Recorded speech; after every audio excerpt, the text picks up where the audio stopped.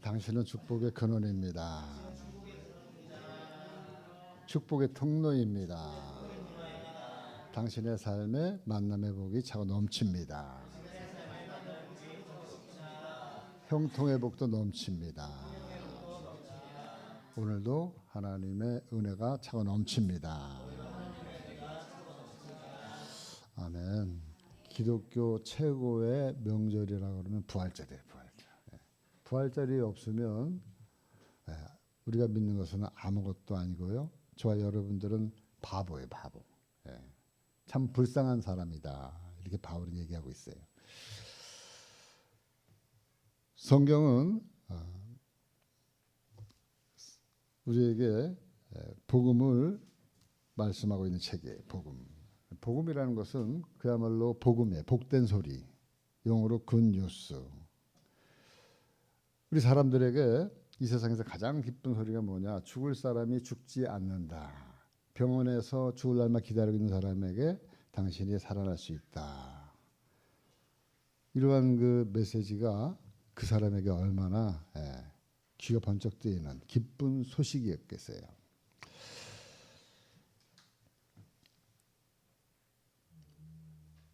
모든 사람은 한 번 죽는 게 정한 거고 그 후에는 심판이 있음을 성경은 말씀하고 있어요. 그 죽음의 궁극적인 원인이 뭐냐? 사람들의 죄 때문에, 죄의 값 때문에, 죄의 싹으로 죽음에 이른다. 성경은 이렇게 분명하게 말씀하고 있어요. 로마서 3장 23절 말씀. 모든 사람이 죄를 범하였음에 하나님의 영광에 이르지 못하더니. 로마서 6장 23절. 죄의 삭은 사망이요 하나님의 은사는 그리스도 예수 우리 주 안에 있는 영생이니라. 그 죄의 삭은 사망이라 그랬어요. 그리고 로마서 3장 23절에 모든 사람이 죄를 범하였다 그랬어요. 그런데 히브리서 9장 27절 말씀에 한 번 죽는 것은 사람에게 정한 것이요 그 후에는 심판이 있으리니. 그러니까 이 말씀을 정리를 한번 해보면 모든 사람은 죄인이고 그 죄값 때문에 모든 사람은 죽음에 이른다는 거예요. 에덴 동산에서 처음 사람 아담이 하나님의 말씀을 어기고 선악을 알게 하는 나무의 실과를 먹지 말라. 먹는 날에는 정령 죽으리라. 이렇게 선포하셨어요. 반드시 죽으리라. 창세기 2장 16절 17절 말씀. 여호와 하나님이 그 사람에게 명하여 이르시되 동산 각종 나무의 열매는 내가 임으로 먹되 선악을 알게 하는 나무의 열매는 먹지 말라. 내가 먹는 날에는 반드시 죽으리라 하시리라. 네, 이것이 하나님의 명령이었어요. 명령. 근데 사람이 선악을 알게 하는 나무의 실과를 먹었어요, 안 먹었어요? 먹었잖아요. 처음 사람 아담이 먹었어요.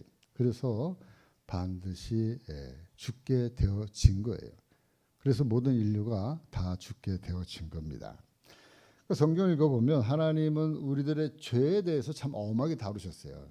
이 구약 성경이랑 이 성경 말씀을 쭉 읽어보면 죄에 대해서 참으로 엄하게 다루신 것을 우리가 보게 되어져요. 이것 하라, 저것 하지 마라, 이것 하면 죽는다, 저것 하지 마라. 그러면 너가 해를 당한다. 심지어는 안식일 날 아무것도 하지 마라. 안식일 날. 안식일 날 도무지 일을 하지 마라. 일하면 어떻게 해요? 일하면 죽었어요. 구약시대에 유대인들이 안식일 날 나무하러 가다가 죽는 사건들이 성경에는 기록되어져 있어요. 왜? 하나님은 안식일 날 아무 일도 하지 마라. 쉬어라. 안식일은 하나님 앞에 온전히 예배하라. 그것이 하나님의 명령이었어요. 그 하나님이 명하지 않는 다른 불을 가지고 제사를 드리잖아요. 성경에서 얘기하는 그 불을 지펴야 돼요. 번제단에. 그런데 자기가 임의적으로 불을 지폈다가는 제사장 아들이 둘 다 그냥 그날에 즉사해 버렸어요. 그러니까 이러한 무시무시한 얘기들이 성경에 이렇게 구약 성경에 읽다 보면 나와요. 그러니까 여러분 이 성경에는 참 죄가 무섭다. 그래서 그 영향 때문에 지금도 우리가 예수 믿으면서도 성도님들이 그 율법을 어기면 어떻게 해요? 나 죽을까 봐 겁나가지고, 예? 그래서 율법에 얽매여 있는 성도들이 많이 있어요. 그런데 어떤 이 죄는 특징이 있는데 죄는 전염성이 강해져. 잘 번져 나간다는 거죠. 그렇기 때문에 이 죄는 자기가 그렇게 의식하지 않아도 죄가 얼마나 나한테 잘 들어오는지 몰라요. 금세 죄 짓는 일은 특별히 배우지 않아도 어떻게 이렇게 잘 들어가는지 몰라요.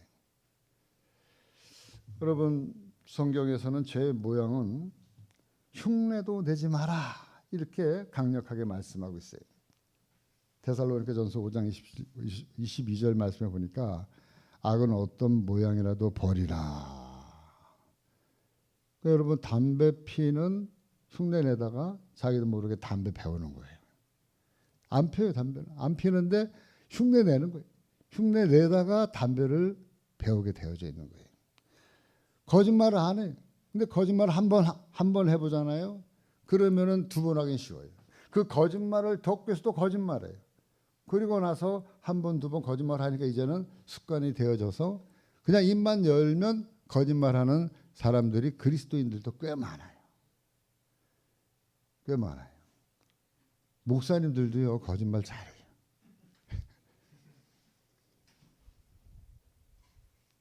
제 얼굴에 침 뱉기지만 얘기하다 보면 자기도 모르게 그 순간을 모면하기 위해서 거짓말하는 그러한 것이 있습니다. 우리 주변에 참 많아요. 그러니까 우리가 예수를 믿어도 이 죄의 쓴 뿌리를 초장에 잘라내지 않으면 우리도 모르는 순간에 연탄가스는 요새 없지만 예전에는 집집마다 연탄을 떼기 때문에 연탄가스가 스멀스멀 들어와가지고 자기를 죽이는지 모르고 그냥 잠드는 거예요. 그러다가 아침에 일어나가지고 어지러워가지고 연탄가스 중독에 걸려가지고 돌아가신 분들이 옛날에 참 많았어요. 그 독한 그 일산화탄소가 들어오는지 모르고 그 죄악의 덩어리가 내 안에 스멀스멀 들어와서 나를 죽이는지 모르고 그렇게 살아가는 그런 사람들이 참 많아요. 최근에 우리 사회 각계각층에 마약이라고 하는 게 꽤 많이 스며들어왔다고 매스컴에서 많이 떠들어대고 있어요. 우리 근처에까지, 우리 자녀들에게까지 마약이 지금 무섭게 판을 치고 있다. 그러니까 죄라고 하는 것은 참 무서운데 왜 또 무섭냐면 죄를 지면요, 처음에는 겁을 내요. 한두 번은 겁을 내요. 그런데 두 번, 세 번, 네 번 자꾸 짓다 보면 죄를 져도 죄가 죄인지 모르는 마비 증세가 와요. 마비. 그리고 당연히 죄를 져도 이게 당연한 거야, 이거는. 예. 지금 사회에 돌아가는 거를 보면 그러한 지경에 이르는 것을 보게 되어져요. 각계각층에 많은 그러한 그 배웠다는 사람들이 여기에 지금 빠져 있는 것을 보게 되어집니다. 여하튼 결국에는 이 모든 사람이 죄 때문에 죽어요. 근데 중요한 것은 그 죽는 것으로 끝이 아니라는 거예요. 성경에서는 분명하게 얘기하고 있습니다. 심판이 있음을 말해주고 있어요. 심판에 있다. 심판에 있음을 말해주고 있는 책이 성경이에요. 그러니까 심판만 있는 게 아니라 거기에 반대돼서 영생도 있고 부활도 있고 할렐루야. 생명도 있는 말씀이 또한 성경책이에요. 그렇기 때문에 여러분, 성경에서는 끊임없이 우리에게 예수님의 이 땅에 오심과 그리고 이 땅에서 죽으심과 이 땅에서 부활하심과 그리고 우리에게 모든 부활의 모습을 보이고 승천하심과 다시 오심에 대한 이 놀라운 이 복음을 우리에게 전하고 있는 책이 바로 이 성경이에요. 성경. 기쁨의 소식을 전하고 있는 책이 이 성경책이에요. 그래서 우리는 이 성경을 복음이다. 복된 소식의 책이다. 그렇습니까? 저만 그렇습니까? 네, 여러분들 근데 문제는 뭐냐면 이 복된 소식이 있음을 이야기해도 사람들이 이 복된 소식의 이야기를 믿지 않는 거예요. 들으려고 하지 않는 거예요. 믿지 않는 게 아니라 어떻게 보면 믿지 못할 수도 있어요. 믿지 못한다. 이게 어떻게 보면 더 정확한 것 같아요. 바울이라는 사람이 이 글을 지금 저와 여러분들이 읽은 이 고린도 전후서, 고린도라고 하는 이 편지를 썼는데 이분도 이 글을 쓰면서 부활에 대한 이 말씀을 믿는 사람들이 얼마나 불쌍한 사람들인가, 이 사실을 누구보다도 잘 알고 있는 사람이 바울 자신이라는 거예요. 왜? 자기가 그랬기 때문에. 그래서 아까 우리가 교동문 할 때 잠깐 나왔는데 다시 한번 보겠습니다. 고린도전서 15장 8절 말씀. 맨 나중에 만삭되지 못하여 난 자 같은 내게도 보이셨느니라. 그러니까 바울이 얘기하는 거예요. 자기가 참 만삭되지 못한 바보 같은 자기에게도 보이셨다. 뭘 보이셨어요? 부활하신 예수님의 모습을 보이셨기 때문에 바울이 인생이 바뀐 거예요. 근데 그 사람이 어떤 사람이었느냐? 9절 말씀. 나는 사도 중에 가장 작은 자라. 나는 하나님의 교회를 박해하였으므로 사도라 칭함받기를 감당하지 못할 자니라. 네. 자기가 얘기하고 있어요. 자기가 하나님의 교회를 박해했어요. 왜? 아이, 부활이 있고 생명이 있다고 거짓말하고 돌아다니는 인간들 꼴 보기 싫어가지고, 이런 인간들을 전부 다 잡아가지고 가둬야 되겠다. 적극적으로 앞장섰던 사람이 누구예요? 이 글을 쓰고 있는 바울이라는 사람이. 자기가 그랬다는 거예요. 그랬던 사람이 뭐라고 얘기하고 있느냐? 14절 말씀. 그리스도께서 만일 다시 살아나지 못하셨으면 우리가 전파하는 것도 헛것이요 또 너희 믿음도 헛것이며. 네. 그리스도가 다시 살아나지 못했다면 우리가 믿는 거 다 헛거야. 네. 이렇게 얘기를 하면서 19절 말씀에 이렇게 얘기합니다. 만일 그리스도 안에서 우리가 바라는 것이 다만 이 세상의 삶뿐이면 모든 사람 가운데 우리가 더욱 불쌍한 자이리라. 네. 이걸 갖다가 쓰고 있는 이 바울이 그랬다는 거예요. 우리처럼 그냥 이렇게 안 믿는 정도가 아니라 적극적으로 쫓아다니면서 예수 믿는 사람들을 박해하고 죽이고 가두고 했다니까요. 그랬던 이 바울이 죽이러 예수 믿는 제자들을 갖다가 잡으러 이방 나라까지 가다가 그 이방 나라 시리아의 다마스커스라고 하는 그 도시에 다다랐을 때 그 언덕 즈음에서 부활하신 예수님을 만난 거예요. 거기서 완전히 엎드러진 거예요. 도대체 이게 무슨 일인가? 부활하신 예수님을 만난 이후에 이 바울의 가지고 있던 고정된 생각, 사람은 죽으면 끝나는데 그렇게 거짓말하러 다녔던 예수 믿는 제자들을 내가 죽이러 지금 가고 있는데 그들의 대장인 예수가 지금 부활해서 바울 앞에 나타난 거예요. 그러니까는 바울의 이 생각이요, 지축이 완전히 흔들려 버린 거예요. 그의 인생관이 완전히 흔들려 버린 거예요. 그의 세계관이 완전히 무너진 거예요. 그의 의식을 완전히 깨트려 버린 거예요. 그러니까 한마디로 얘기하면 그의 머리가 큰 대지진이 일어났어요. 이게 도대체 뭐지? 이게 뭐지? 마치 그 병아리가 알에서 깨어나오기 전에 그 갇혀져 있었던 그 암흑 같은 그 병아리 그 아래에 있었던 그의 생각이 바로 알을 깨고 밖으로 나온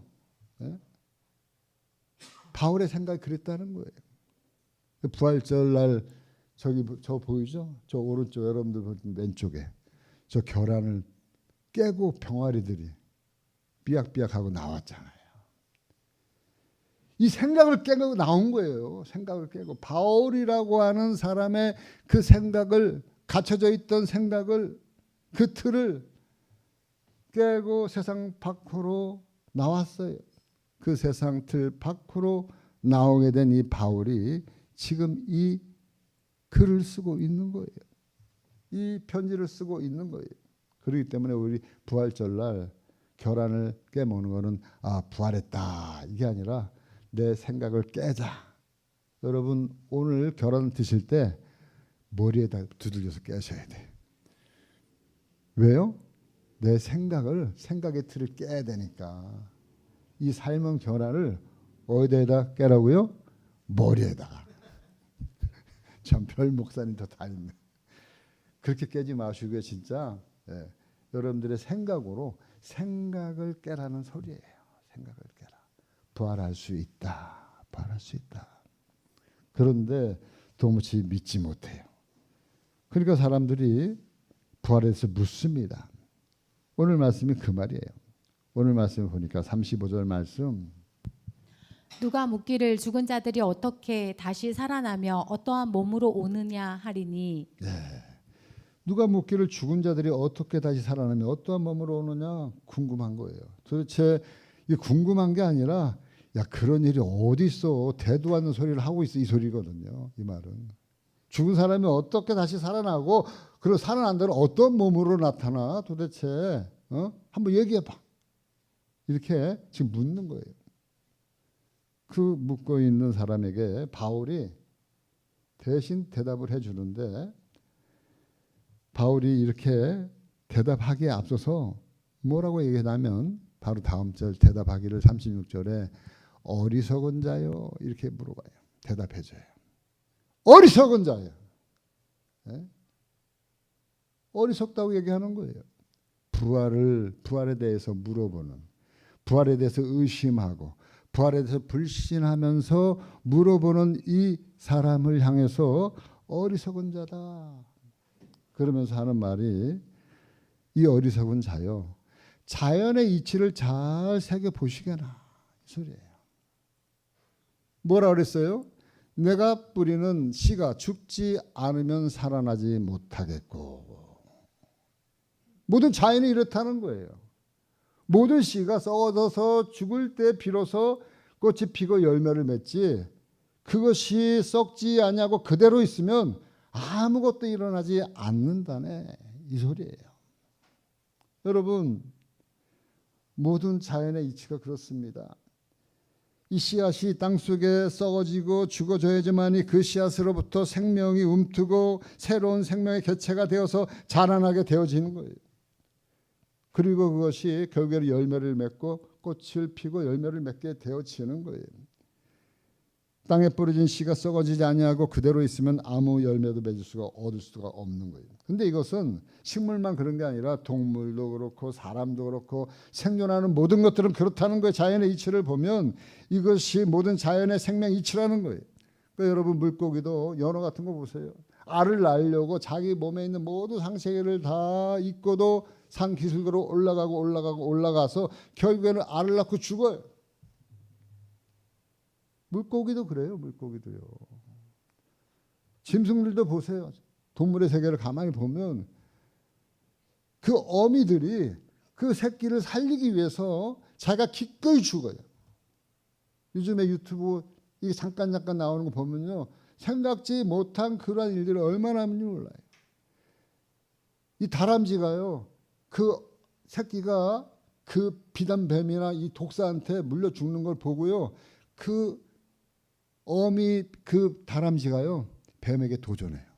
살려고.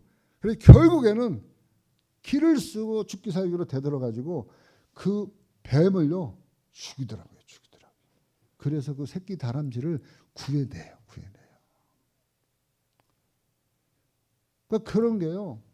모든 자연의 이치에서 그대로 드러납니다. 여러분 예전에 우리 어머님들은요. 그 자녀들 낳을 때 이러한 그 의료시설이 없으니까 동네 조산원 같은 데서 아이를 낳잖아요. 그러니까 우리 연세 드신 분들은 다 알아요. 아이 낳을 때 아이 낳으면서 돌아가시는 분들이 꽤 많았어요. 그 생명 때문에 자기의 생명을 그 부모의 생명을 희생하면서 그 자녀를 낳고 돌아가시는 거예요. 여러분 그렇습니다. 이것이 바로 한 생명이 태어나는 데 있어서 많은 희생이 따른다는 거예요. 이것이 하나님이 만들어 놓은 생명의 법칙이에요. 그러한 생명의 법칙 가운데에서 지금까지 생육하고 번성하고 지금까지 오게 되어진 거예요. 우리 이영자 목사님 물 편안하게 좀 드세요. 따뜻합니다. 근데 제가 보니까 이 생명에게만 국한되지 않더라고요. 모든 사회 구조가 그렇더라고요. 모든 역사도 그렇더라고요. 제가 보니까 여러분 사회도 역사도 누군가의 희생이 있기에 사회도 역사도 열매를 맺더라고요. 이 땅에 자유민주주의가 꽃을 피게 되어진 것은 바로 수많은 국민들의 희생 속에서 제국주의가 물러가고 독재주의가 물러가는 그러한 자유민주주의 열매를 우리가 누릴 수 있게 되어지는 거예요. 사회도 마찬가지입니다. 역사도 마찬가지예요. 바로 예수 그리스도의 죽음으로 인해서 저와 여러분들이 너무나도 소중한 생명, 너무나도 소중한 이 부활의 열매를 저와 여러분들도 맺게 되어진 것이에요. 부인할 수 없는 거예요. 그렇기 때문에 바울은 어리석은 자여라고 얘기하는 거예요. 자연의 이치만 보고 사회에 돌아가는 것만 봐도 부활이라는 것은 누군가의 희생으로 인해서 반드시 일어나는 일일세. 이 말을 편지에다 지금 하고 있는 거예요. 두 번째로는 37절 말씀. 또 내가 뿌리는 것은 장래의 형체를 뿌리는 것이 아니요 다만 밀이나 다른 것의 알맹이 뿐이로되 38절. 하나님이 그 뜻대로 그에게 형체를 주시되 각 종자에게 그 형체를 주시느니라. 아멘. 여기 말씀에 보니까 37절에 또 내가 뿌리는 것은 장래의 형체를 뿌리는 것이 아니요 다만 밀이나 다른 것의 알맹이 뿐이로되 하나님은 그 뜻대로 그에게 형체를 주시되 각 종자에게 그 형체를 주시느니라. 이건 뭐냐면 이 생명체가 완전하게 다시 살아날 수 있도록 모든 필수 요소를 갖추고 있는 DNA가 그 씨 안에 다 들어있다는 거예요. 여러분 여기 있는 꽃을 보세요. 저 뒤에 있는 꽃을 보세요. 처음에는요 저렇게 생기지 않았어요. 저는 이 처음에 있는 모습을 저는 봤어요. 저거는 왜 내가 사과가 20년 전에 심은 거니까. 처음에는 어땠어요? 아주 보잘것없었어요. 그리고 저걸 갖다가 보잘것없는 걸 갖다가 심기 위해선 또 아주 적은 씨를 심었을 거예요. 그러면 그 씨 속에 저렇게 큰 저 오른쪽에 독고리라는 한번 보세요. 저 씨를 심은 그 DNA가 앞으로 20년 후에 저렇게 웅장하게 자랄 거라고는 DNA가 그 안에 있어요, 없어요? 있는 거예요, 있는 거예요. 어머니의 그 배 안에 있는 그 수정된 그 안에 모든 DNA와 염색체가 다 있는 거예요. 그래서 그 수정된 수정체가 자라서 이제는 아기가 되어지고 태어나서 점점 크면서 어른이 되어지는 그 모습대로 여러 가지 형형색색마다 동물이면 동물, 식물이면 식물, 사람이면 사람, 물고기면 물고기. 여러분들 보세요. 그 물고기를 가만히 보고 있으면요, 조그만 물고기인데도 똑같은 게 없어요. 다 틀려요. 색색마다 다 틀리고요, 모양도 틀리고요. 사람도 마찬가지고요, 식물도 마찬가지고요. 모든 것이 다 틀려요. 그런데 원래 그 알과 씨를 보면 겉모양은 똑같아요. 여기 지금 말씀하고 있는 것처럼 31절에 장래 형체를 뿌리는 게 아니라고 그랬어요. 밀이나 다른 것의 알맹이 뿐이다. 알맹이. 그런데 38절 말씀에 하나님이 그 뜻대로 그 형체에게 형체를 주시되 그에게 형체를 주시되 각 종자에게 그 형체를 주셨느니라. 그 형체는 그때는 DNA라는 말을 안 써서 그냥 형체라고 얘기했는데 지금 보니까 그게 뭐예요? DNA예요. DNA. 그래서 여러분 그 DNA랑 염기 서열이 똑같아도요. 다이아몬드랑 석탄이랑 DNA가 똑같아요. 근데 그 염기 서열이 틀려가지고 어떤 것은 그 귀한 다이아몬드로 그렇게 빛이 나는 거고요. 그리고 어떤 것은 석탄으로 바뀌는 거예요. 똑같이 광산에서 나는 거예요. 똑같아요. 그런데 결과는 어떻게 해요? 이런 다른 모양을 가지도록 하나님이 그 형체를 각각 DNA를 다 이렇게 심어놔줬다 이렇게 얘기를 하고 있는 거예요. 그래서 그 원리를 성경에서 이렇게 말하고 있어요. 39절 40절 말씀. 육체는 다 같은 육체가 아니니 하나는 사람의 육체요 하나는 짐승의 육체요 하나는 새의 육체요 하나는 물고기의 육체라. 하늘에 속한 형체도 있고 땅에 속한 형체도 있으나 하늘에 속한 것의 영광이 따로 있고 땅에 속한 것의 영광이 따로 있으니. 예. 육체도 다 똑같은 육체가 아니라는 거예요. 물고기의 살 있잖아요. 우리가 좋아하는 생선살. 예? 또 고기 있잖아요. 짐승의 고기. 또 사람의 이 살이 있잖아요. 이런 그 살마다 다 이게 틀리다는 거예요. 또 거기에 따르는 영광도 틀리다고 성경에 말씀하고 있는데 오늘 40절 말씀 보니까 하늘에 속한 형체도 있고 땅에 속한 형체도 있으니 하늘에 속한 영광이 따로 있고 땅에 속한 영광도 따로 있다 하면서 영광 얘기를 잠깐 또 나와요. 근데 중요한 것은 우리 눈에 보이는 DNA가 있고 보이지 않는 DNA가 있다. 이걸 갖다 바울은 지금 얘기하고 있어요. 바로 그것이 부활의 원리이기 때문에 바울은 또 얘기합니다. 그 예전에 2000년 전에 바로 DNA 얘기를 하고 있는 거예요. 고린도전서 15장 42절부터 44절 말씀. 죽은 자의 부활도 그와 같으니 썩을 것으로 심고 썩지 아니할 것으로 다시 살아나며 욕된 것으로 심고 영광스러운 것으로 다시 살아나며 약한 것으로 심고 강한 것으로 다시 살아나며 육의 몸으로 심고 신령한 몸으로 다시 살아나나니 육의 몸이 있은즉 또 영의 몸도 있느니라. 아멘. 이것이 바로 심고 다시 살아나는 부활의 원리라는 거예요. 썩을 것으로 심고 썩지 아니할 것으로 다시 살아나고 욕된 것으로 심고 영광된 것으로 다시 살아나고 약한 것으로 심고 다시 강한 것으로 살아나고 육의 몸으로 심고 뭐로 다시 살아난다고요? 신령한 몸. 예? 이게 그냥 한눈에 딱 보여준 게 뭐예요? 이 말씀을 한눈에 딱 보여준 사건이 있는데 그게 뭐냐면 예수님의 십자가 사건이에요. 그래서 제가 지난주에도 말씀드렸잖아요.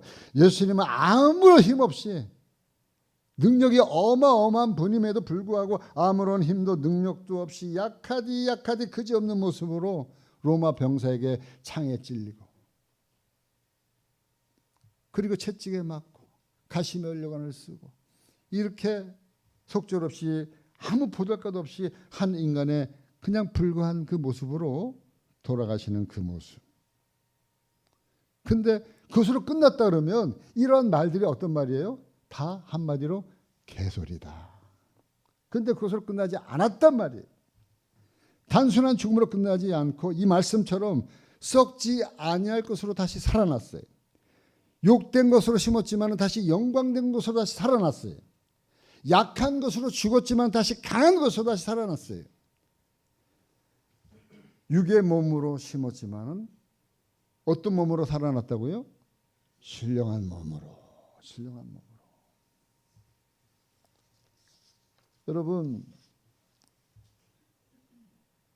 신령한 몸, 예수님의 부활하신 그 몸을 보면은 참 신령한 몸이에요.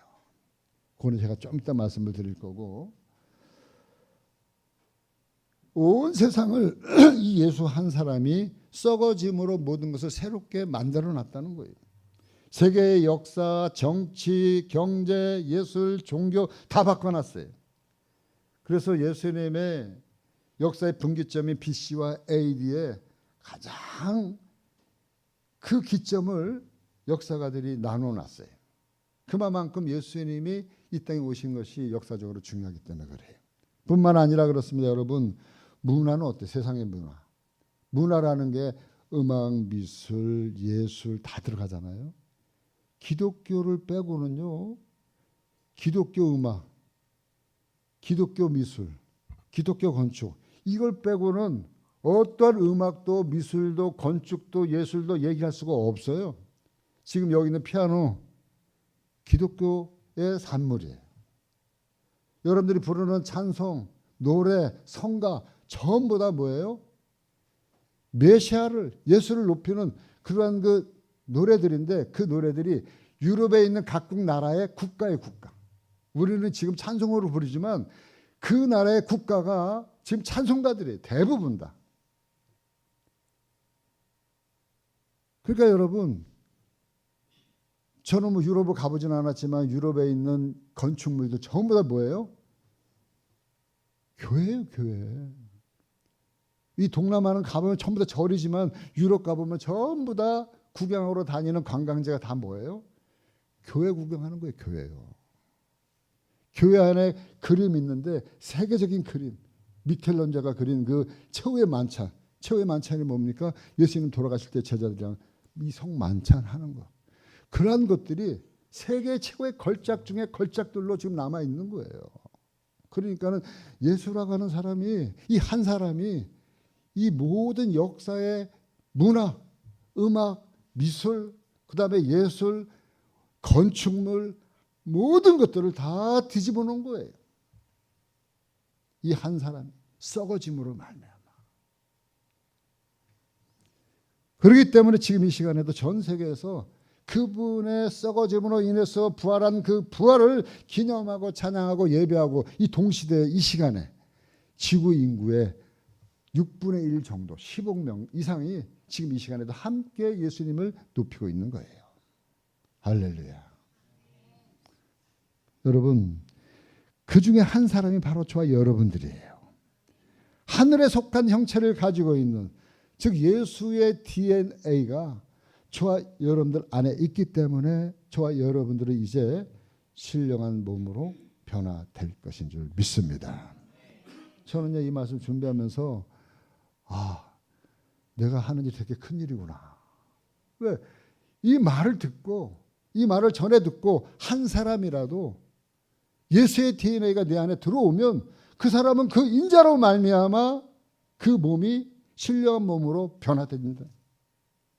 성경에서는 말씀하고 있는 거예요. 그렇기 때문에 그 말씀을 좀 기대하기 때문에 제가 하는 이 일이 굉장히 큰 일이구나. 저는 그렇게 믿습니다. 여러분, 끝으로 이 바울 사도가 그 어리석다고 얘기하면서 또 한 가지 이야기를 하고 있는 것은 바로 첫사람 아담과 둘째 사람인 예수를 비교 분석하면서 앞으로 예수를 믿는 우리 성도들을 예수의 DNA가 성도들이 우리가 앞으로 입을 신령한 몸이 어떠한 것인가를 말씀을 통해서 증거하고 있어요. 저와 여러분들은 예수의 DNA를 갖고 있어요. 예수의 DNA를 갖고 있는 사람들의 그 모습이 어떻게 변할 것인가? 오늘 말씀 기록하고 있는데 45절부터 49절까지 기록하고 있어요.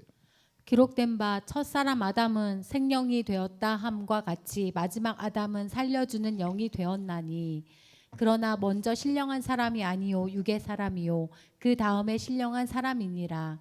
첫 사람은 땅에서 났으니 흙에 속한 자이거니와 둘째 사람은 하늘에서 나셨느니라. 무릇 흙에 속한 자들은 저 흙에 속한 자와 같고 무릇 하늘에 속한 자들은 저 하늘에 속한 이와 같으니 우리가 흙에 속한 자의 형상을 입은 것 같이 또한 하늘에 속한 이의 형상을 입으리라. 아멘.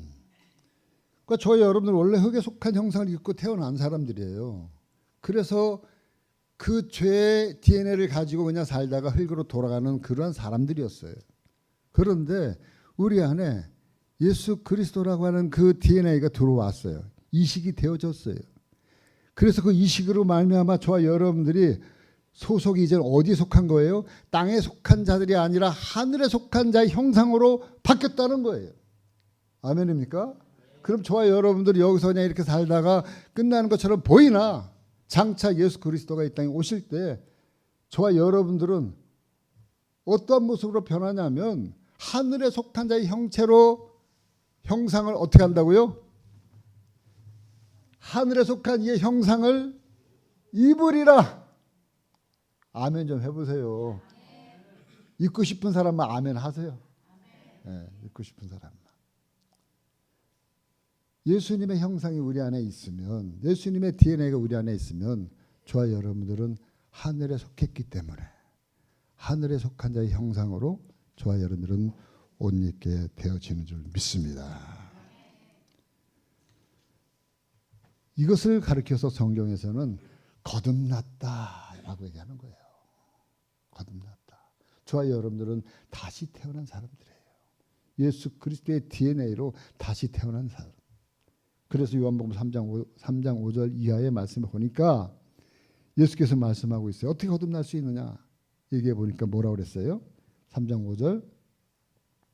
예수께서 대답하시되 진실로 진실로 내게 이르노니 사람이 물과 성령으로 나지 아니하면 하나님의 나라에 들어갈 수 없느니라. 6절. 육으로 난 것은 육이요 영으로 난 것은 영이니 내가 내게 거듭나야 하겠다 하는 말을 놀랍게 여기지 말라. 아멘. 흙에 속한 자의 형상을 입었던 자들이 물과 성령으로 다시 태어나야 한다. 그래야지만 하나님 나라에 들어갈 수가 있다. 이 얘기하고 있는 거예요. 아멘입니까? 여기서 물과 성령은 뭐예요? 하나님 말씀과 하나님의 영이에요. 하나님 말씀 듣고 하나님 말씀을 마음에 믿고 입으로 시인한 사람들, 그 사람들은 예수님의 살과 피를 마시게 돼 있어요. 그것이 바로 오늘 할 성찬이에요. 성찬. 예수님의 살과 피를, 이 살은 여기 있는 떡이지만 예수님의 그 살을 우리에게 줌으로 그분이 다시 신령한 몸으로 입었다니까요. 그분이 흘린 피를 바로 포도주지만 우리가 한 잔 마심으로써 그것을 기념하면서 우리에게 새로운 피가, 영생할 수 있는 피가 들어올 수 있도록 하나님이 기념하라고 이야기하고 있어요. 바로 이 성찬에 참여함으로써 하나님의 시민권을 얻은 하나님의 사람들, 하나님의 거듭난 사람들, 그 성도들은 하늘에 속한 하나님의 형상으로 옷 입게 되어진다는 것입니다. 바로 예수의 DNA를 이식받게 되어진 거예요. 바로 예수의 DNA가 부활하신 예수님의 DNA예요. 그 예수님의 부활하신 그 DNA가 내 안에 있으니까 나도 당연히 부활할 수밖에 없는 거예요. 이것이 하나님께서 우리에게 가르쳐준 부활의 비밀이에요. 우리가 그래서 매주 이 예배 시간에 예수님의 DNA가 우리 안에 있음을 확인하는 거예요. 아, 이 사람도 예수님 믿고 있구나. 아, 이 사람도 믿고 있구나. 나도 믿고 있네. 하면서 서로 확인하면서 우리가 기념하고 부활절 예배를 드리고 그리고 예수님의 살과 피를 또 확인하며 성찬식도 함께 하고 있는 것입니다. 이것이 부활의 몸을 입게 되는 원리예요. 사랑하는 우리 늘푸른교회 성도 여러분, 둘째 아담으로 오신 예수가 죽었다가 다시 살아나심으로 바울이 이야기한 것처럼 하늘에 속한 자의 형상을 가진 첫 열매가 되어졌어요. 그러면 저와 여러분들은 이제는 두 번째, 세 번째, 네 번째 그 열매가 예수의 DNA 때문에 내가 부활의 열매로 형상으로 있게 되어지는 줄 믿습니다. 바로 우리가 이 예수의 DNA를 우리 안에 늘 심고 이 믿음을 우리가 소망으로 붙잡아야 될 줄 믿습니다. 주님이 이 땅에 다시 오시는 그날에 저와 여러분들의 이름 석자가 불릴 때 호련히 먼저 땅에 들어갈 수도 있어요. 살아있을 때 주님을 맞이할 수도 있어요. 그러나 그것은 중요하잖아요. 왜? 성경에 보면 죽은 자들이 먼저 일어난다 그랬어요. 산 자들은 그냥 예수님 맞이하면 되고 죽은 자들은 먼저 일어나서 주님을 맞이하게 될 것이기 때문에 그래요. 우리 모든 성도들 부활에 동참하시는 저와 여러분들 되어지기를 주님의 이름으로 간절히 축원합니다.